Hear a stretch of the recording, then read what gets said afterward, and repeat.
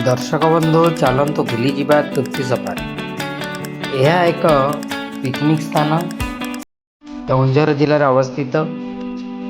କେଉଁଝର ଜିଲ୍ଲାର ମୁଖ୍ୟ କାର୍ଯ୍ୟାଳୟରୁ ଏହା 20 କିଲୋମିଟର ହେବ।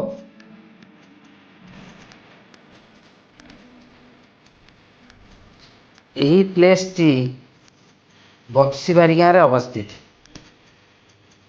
ଆମେ ଯଦି କେଉଁଝର ଆଡ଼ୁ ଯିବା ନରଣପୁର ହୋଇ ବକ୍ସିବାରି ଗାଁ ଯିବାକୁ ପଡ଼ିବ।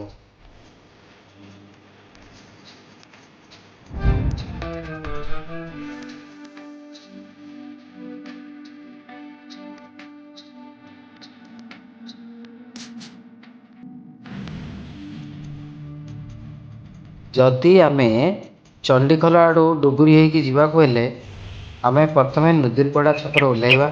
ନୁଦିରପଡ଼ା ଛକରୁ ବକ୍ସିବାରି ଗାଁ 3 କିଲୋମିଟର ପ୍ରାୟ। ଏଠାକୁ ବହୁତ ଦର୍ଶକ ଡିସେମ୍ବର 25ରୁ ମକର ଭିତରେ ବଣଭୋଜି କରିବାକୁ ଆସିଥାନ୍ତି।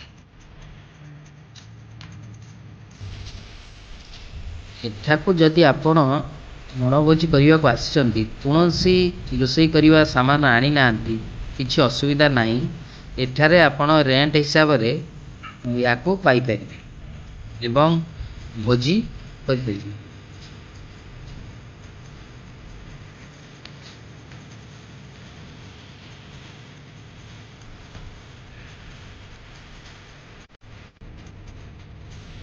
ଏଠାକୁ ଆସିଲେ ଆପଣ ତୃପ୍ତି ସଫାରି ଦେଖିବା ସହିତ ଗୋନାସିକା, ବ୍ରହ୍ମେଶ୍ୱର ଶିବ ମନ୍ଦିର, ସାନ ଘାଗରା, ବଡ଼ ଘାଗରା, ଖଣ୍ଡାଧାର ଦେଖିପାରିବେ।